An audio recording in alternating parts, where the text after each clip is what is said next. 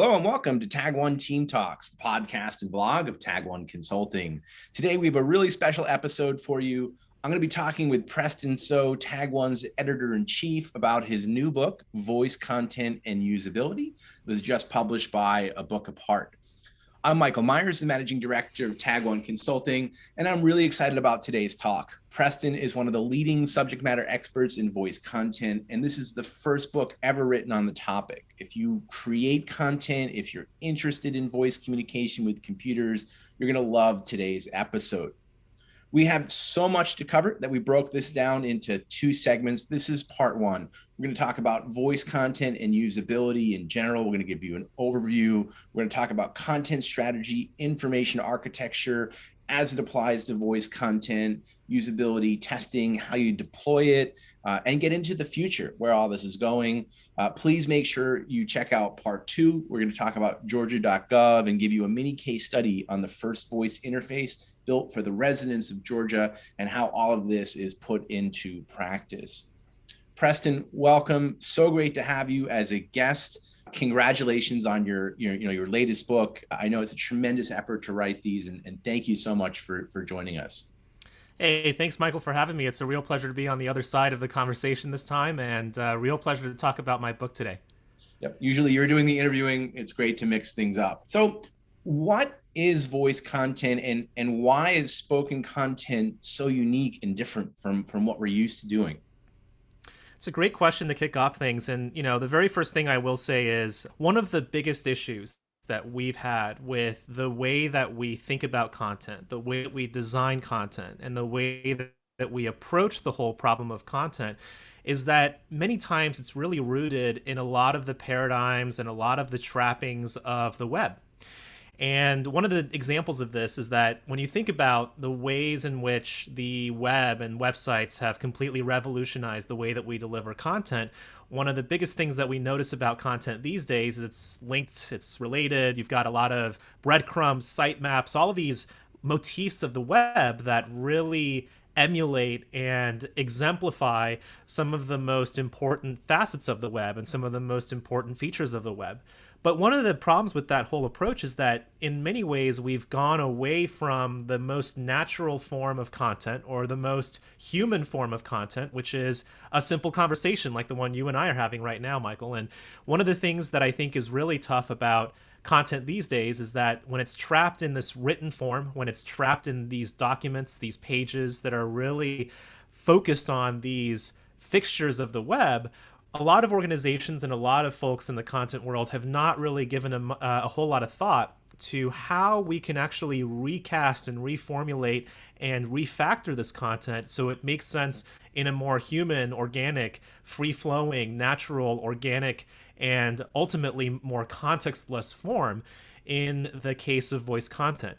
And spoken content and voice content is a really good example of exactly this kind of approach that we mean, which is how do we actually take a lot of the content that we have on the web, that we have in newspaper archives, that we have in encyclopedias, that we have all over, that are fixtures of our written world, and actually transform those into voice interfaces and conversational interfaces that can have a meaningful, authentic, and ultimately bona fide conversation with us, just as we would have a conversation with somebody like a docent at the museum, or a tour guide at a tourist attraction, or even, let's say, our favorite person at the deli counter who's going to tell us about the new sopressata that he's got.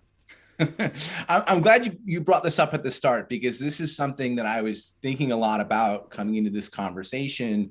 We've created so much content. We've got all these great Tag1 Team Talks, and voice communication is so different. And I was wondering, are there ways that we can leverage the content that we've created? Is that possible? Is voice communication so different that it's just so loosely applies to what we have?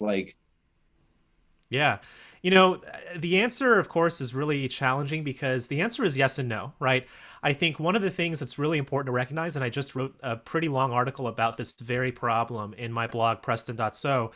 One of the things that's a really challenging paradox of voice content versus written content is that the way that we speak is very different from the way that we write.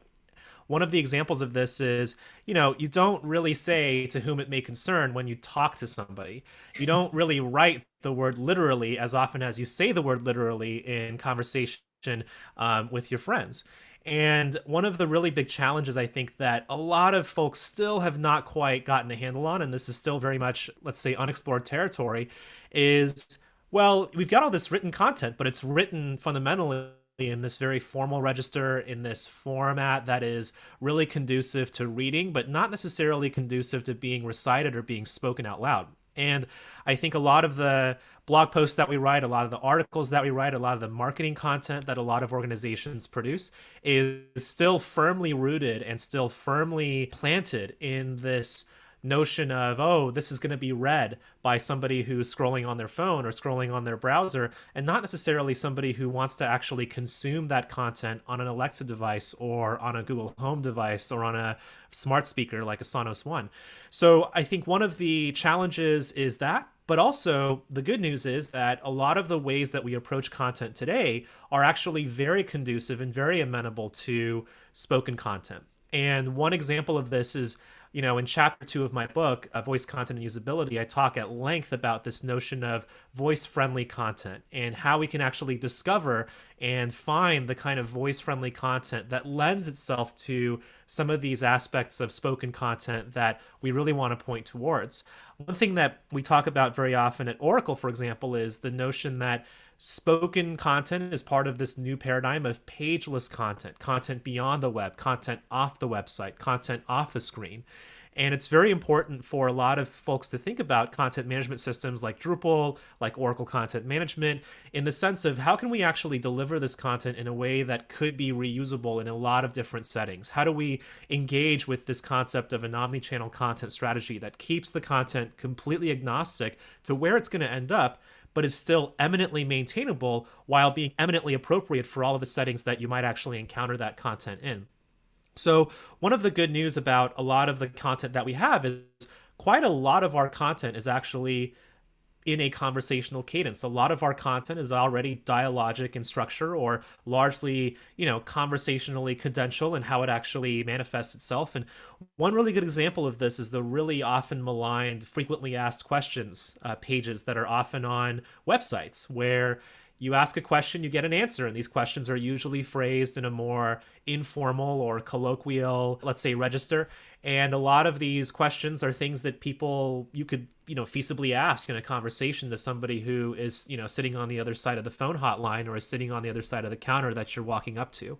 So one of the challenges that I think is solved these days is actually finding that voice-friendly content is really easy.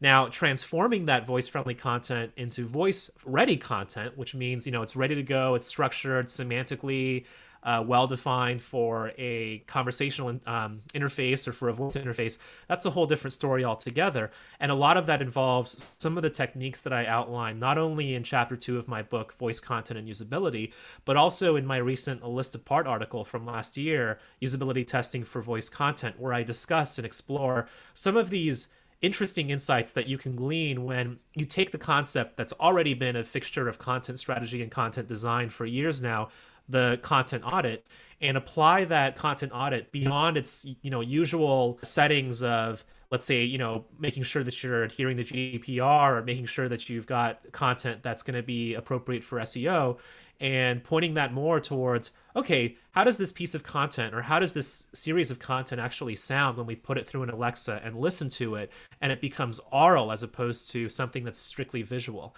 So there's a lot of things to unpack there. I think one of the good news is that a lot of folks who are already on some of these content management systems like Drupal, like Oracle Content Management, that have these underpinnings and this foundation of how to actually deliver content in a headless and in a fashion that's really amenable to these experiences beyond the web, those folks are already in a very good position. And it really behooves a lot of these organizations to think about, okay, now that we're seeing a lot of the pandemic reveal some of the really very striking sales numbers of immersive headsets, gaming headsets, and conversational interfaces and voice interfaces and smart speakers and smart home systems, how will your content strategies, your content design approaches, your content management workflows actually adjust to this new reality? We have a lot to think about in how we create content moving forward and how content's being consumed. I really want to dive into usability, but before we get to that, at a basic level, how do you create content for voice? Is it essentially a dialogue decision tree? Is there a particular approach, or is it contextual? Yeah, it's a great question. And I think a lot of people have this misconception, which is a perfectly, valid misconception, which is that voice interface design is really just about kind of writing dialogues and writing what are in essence screenplays, right? What are in essence these scripts that you follow. And that is very true. I have an article on my blog called Voice Design is About Good Writing. And it's absolutely true because you have to write these dialogues that make a lot of sense, that sound great. And a lot of times, I think one of the things that's missing from a lot of the discourse around voice interface design and conversation design at large is that a lot of this work really involves not just writing and not just kind of thinking about how it's written, but also reciting this out loud, doing table reads, doing a lot of this kind of work that you might imagine to be more of something you might find on a Saturday Night Live production meeting, but is really important to the spirit of voice content. Now, that's only part of the equation, though. There's several other aspects of voice content that are very important, and a lot of these things have to do with the technology that undergirds voice content. A lot of it has to do also with some of the unique ways in which we have to think about building voice interfaces. And I think today, especially as we think about moving some of this content off of the web, really expanding our horizons so that some of this copy, some of this media, some of these, some of this text can actually find its way into, let's say, a VR headset or into a voice interface. One of the things that a lot of organizations have to think about is the fact that you've got the written content, but now how do you actually piece that together into something that makes sense? And how do you take the existing content that you've now found, that you've made voice ready, and actually situate that in something that makes sense? And there's two very crucial structural, or let's say, systematic approaches to voice content and artifacts in voice content design that are very important. And that is dialogues, which is, basically those screenplays where you have to basically write the dots that, how to connect the dots between your content and some of the interface text, some of the feedback that you want to deliver to the user, some of the ways in which the interface actually, forms the trusses and the lattice work around those pieces of content that you're actually connecting. And then, of course, the most important part that a lot of new conversation design tools have really started to pursue these days is that visual flow, or that user journey that really constitutes the information architecture of your voice content. One of the most crucial things to recognize is that this is a kind of multi-step process, and all of this involves voice content design. You've got to take your dialogues that are basically this really interesting fusion between your content and interface text and help text and feedback and all of these things that the user wants to hear to better navigate the interface, together with this mental map and this mental model of your voice content itself, which is very similar to a sitemap on a website, but it couldn't be further in terms of how it appears morphologically.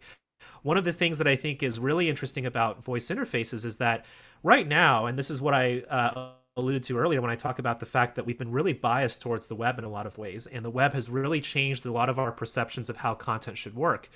One of the problems of our mental models when it comes to the web is that they're very visual. We can navigate websites just like Hansel and Gretel with breadcrumbs. We can navigate websites through sitemaps using this kind of road atlas that gives us the website structure. We use nav bars, but nav bars and links and breadcrumbs and some of these really important things that we use on a daily basis to navigate the web are not something that exists in any situation on a voice interface, especially when you have no visual component in front of you. There's no screen sitting in front of you, and all you've got is your ear and all you've got is your tongue. So one of the most important things about information architecture and content design when it comes to actually structuring these mental models in ways that make sense for users really has to do with more linear as opposed to networked, and more unidirectional as opposed to hub and spoke models that allow the user to feel like they're taking a pathway that doesn't necessarily leave them in many forks in the road, or it takes them down many different paths in many directions that can end up confusing them. And this is one of the things that's really interesting, is that we have a big privilege with the visual nature of the web, in that the fact that we can see content and structure content within the ways in which our optic nerve actually transmits those things to our brain is a really big luxury, because when we actually talk to people in the form of a voice interface, we're not actually, navigating through a network of different pieces of information. We're in a very tunnel vision kind of mindset, and it's very important for us to follow this linear, let's say unidirectional approach to structuring our content and structuring our information architecture in ways that really make sense to the user. And I talk about this quite a lot in my new book. I mean, so much about what we do changes. Is really a brave new world. I think about like calls to actions and emails, and that's like basic fundamentals of what we think about in our approach to writing content doesn't always translate well, or has to be done really differently when you're creating voice content. I would imagine like not all content translates well to voice. Like, you said the FAQs are a clear map. Are there things in particular that translate well, and are there things in particular that don't? Like, we're going to talk later about a case study. Like, can that map to a voice world? Like, or does it really just lend itself to very specific kinds of things? Yeah, this is a really interesting question and a very tough quandary, right? Because I think one of the biggest challenges that we face today is that most of our content is long form, right? Most of our content is what I have called in the past macro content, which means that it's not very granular. It's paragraphs and paragraphs and paragraphs of content. It's these Russian novels of content that are really difficult to split up into different chunks that are actually much more amenable to a voice interface. And it's really a tough decision, because a lot of organizations, they want that easy peasy, let me just like take this existing content I have and just put it through some kind of a machine, like a wood chipper that just gives me all of these pieces of content that I can now just plunk into my voice interface. Unfortunately, it doesn't really work that way. And I think a lot of content strategists and content designers really do understand this notion of the fact that one of the biggest problems and paradoxes that we face with this whole new world of voice content is it requires a lot of potentially new content or a lot of new writing of content. But it's important to recognize as well that, and I know we'll get to it in the next installment of this, but one of the things that's important to recognize as well is that we don't have the luxury of writing, let's say, 15 different versions of content, one that's destined for a voice interface, one that's destined for a website, one that's destined for, for a VR headset over here. So a lot of organizations are kind of stuck. And one of the things that I find is very helpful is to think about voice content as potentially a subset of the content you've already got on the website, because let's face it, a lot of the content that we've currently got on our websites is not something that we can very easily make available through a voice interface. Maybe things like teasers, or maybe things like summary versions of our content, or things that are more appropriate. But ultimately, when it comes to a lot of the users who are going to be interacting with this content, many of them are still going to feel more comfortable with interacting with this long form macro content in the context of a browser as opposed to in a voice interface. However, as you said, there are plenty of examples of, let's say, voice-friendly content or voice-friendly applications of content that we can talk about right now. And some of those are things like, lists of content, or things like FAQs, as we mentioned earlier, which is a big focus of what we did for Georgia. But I think the other kind of, let's say, dark horse in a lot of this is that a lot of the kinds of content that we work with today involve progressive disclosure, right? Involve this situation where we have various pieces of content that are really, really small and really atomic that actually reveal themselves down across the page and kind of follow this hierarchical order. So when you talk about things like, for example, accordion-based content, where each time you go down the page, you've got some kind of new piece of content that opens up based on a previous piece of content you've read. A lot of those kinds of structures are really convenient for applying to voice content, but it is one of those things where a lot of organizations have gone both ways, right? I think a lot of organizations have chosen to go in the direction of writing completely new content, writing parallel content that's really solely destined for the voice interface. And a lot of times that is the right approach. But the big question that a lot of these teams really need to answer and come to terms with is, okay, what does that do for long-term maintenance? What does that do for content planning? What does that do for content design and content strategy, where you have potentially these two versions of content that might be going out of sync very quickly? And who's going to manage those? Do you have the budget to potentially manage these two different content silos? And what's involved in that sort of very, very tough calculus? I talk about this quite a bit in my talk actually on June 11th called How to Make the Move from Headless CMS to True Omnichannel at Omnichannel X, which is really about this problem of when we talk about CMSs and content management, we really want to focus on a single source of truth for our content.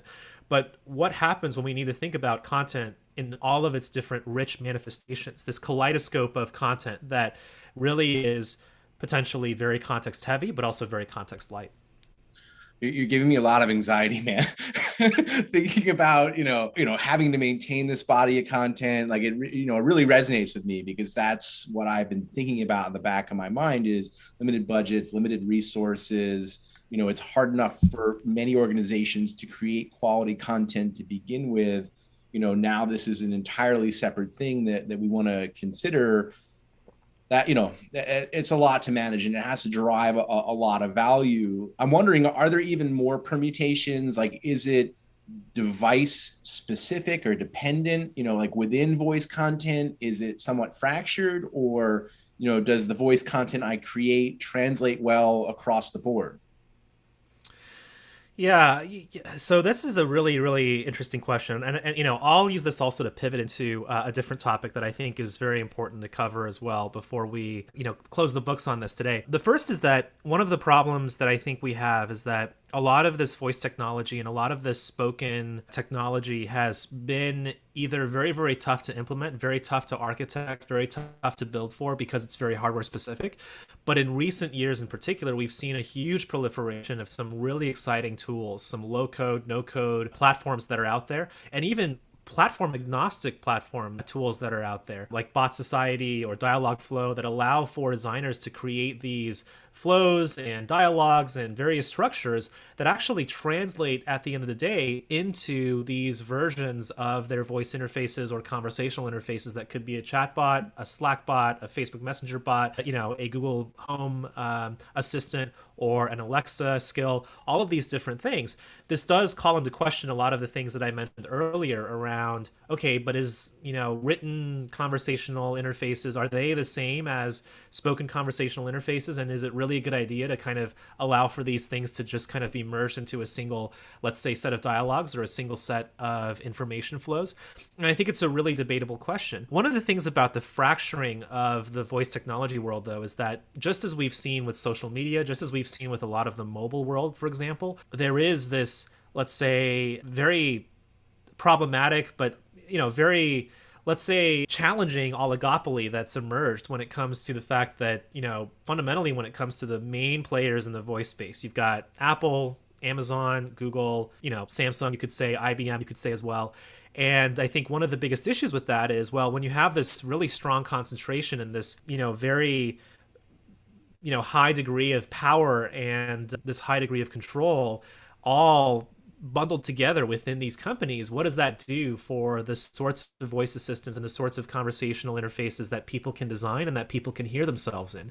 One of the big concerns that I shared yesterday on another podcast is that I think one of the biggest issues with a lot of this concentration of power in these very large technology companies is that we're building oftentimes a lot of voice assistants and a lot of speech synthesizers and a lot of these, pieces of hardware that really don't reflect the richness of the ways that we speak. And one of the key questions that I ask in my book is, when you actually hear someone like, Amazon Alexa or Microsoft Cortana or Apple Siri or, some of these assistants speaking, who is the person that you're actually picturing in your head?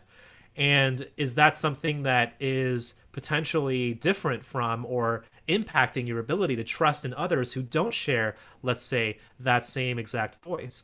So I think one of the biggest issues around this whole notion of conversational interfaces and voice interfaces in particular is the fact that the more that we let these voice assistants not reflect the world that we actually live in, the harder it gets to actually achieve let's say, language equity or dialect equity, where we're hearing a lot of the same toggles that we use when we code switch between different languages or different dialects actually reflected in the same modes of speech that our voice assistants and our voice interfaces use. So when it comes to a lot of these companies, I think there's a lot of interest in these technologies. There's a lot of, really interesting approaches that will happen. But one of the big concerns I have, especially with the approaching conversational singularity, which is this notion that someday we'll have the ability for voice interfaces to have a conversation with us that's indistinguishable from a conversation that we'd have about, let's say, some kind of new product at the deli counter with our favorite person there. That's something that is very worrying, because the question is, that's going to be this kind of conversation that's perfect and optimal, but for whom? And for whom does this, realm of new conversation, these new capabilities actually privilege? And who does this whole potential and this whole visionary realm of voice interfaces actually potentially devalue and end up oppressing in the end of the day? So it's a very, very tough problem. And I talk about this quite a lot in my book, because it's a very important question that we have to keep asking, especially as some of the most problematic, aspects of big technology continue to kind of bear themselves and show themselves to the world. Yeah, we need to think a lot more about diversity, inclusion, equity, and how these technologies reflect that. That's a really important point. We want to get on to, the case study, but before we wrap this up, where do you see things going? You talked a little bit about the singularity, that's a little bit longer term. What do you see as sort of the more immediate future of things? Like, what should we be looking forward to? Yeah, there's a really interesting paradox right now. And it's very interesting because on my recent podcast recording with CMS Wire, I had this very conversation about this really interesting paradox that we see about the ways in which voice interfaces are growing. One of the problems right now is that every organization has their own voice interface. If you think about the fact that Capital One has one, Domino's Pizza has one, XYZ brand has one, ABC brand has one. Well, what that's actually doing is that's causing some of the fragmentation and some of the fracturing that we talked about just a little bit earlier. And it's a really interesting conversation because, well, the whole goal of a lot of these companies, these large companies, especially Google and Amazon and Apple, they actually compete with each other on the basis of being able to melt away some of these differences and blur the lines between some of these distinct organizations and make available the entirety of the web, right? And that's the whole idea of this notion of conversation-centric design, this whole notion of the conversational singularity is, hey, the fact that I can't ask Capital One about how to order a pizza is something that is arbitrary, right? It's an arbitrary line between these voice interfaces. So I think one of the most important things we'll see in the future of voice content and the ways in which these organizations deliver their content, handle these transactions is, what is this tension that is, how is this tension going to resolve itself, where you've got all these different organizations who are building their own chatbots, building their own voice interfaces, but at the end of the day, Amazon, Apple, Google, they want to melt away all of those differences, those distinctions, those lines in the sand, and make their own core interface the way in which you interact with the world at all. And that means, potentially the way you call an Uber is through Apple Siri or through Amazon Alexa, not through, let's say, a voice interface that Uber has created or an interface that is separate to or installable on some of these interfaces. It's a tension that is really being talked about quite a bit these days. I'm very interested to see how it's going to actually manifest in the next few years. It's fascinating. I hadn't considered that, but I do so much Google searching to find everything. It makes total sense what you're talking about, how things are going to consolidate and be more homogenous. And that has some positives, but also a lot of concerning factors. And there is so much I wish we could talk about, so many topics, but we're out of time. Thank you so much for joining us. For the folks that are listening, make sure to stick around for part 2. We're going to talk about the Georgia.gov and a little mini case study about how they're using a voice interface for their residents and put all this into practice. There's a ton of links in the show notes. Please check them out. Preston has written so much about this content, and I love your domain name, Preston. Preston.so is phenomenal. You really killed it on that front. Folks, you can check out our past Tag1 Team Talks at tag1.com/Tag1 Team Talks. As always, we'd love your feedback and input on this episode, topic suggestions for the future. You can write to us at Tag1 Team Talks at tag1.com. That's TAG, the number 1.com. Thank you so much for tuning in. Until next time, take care.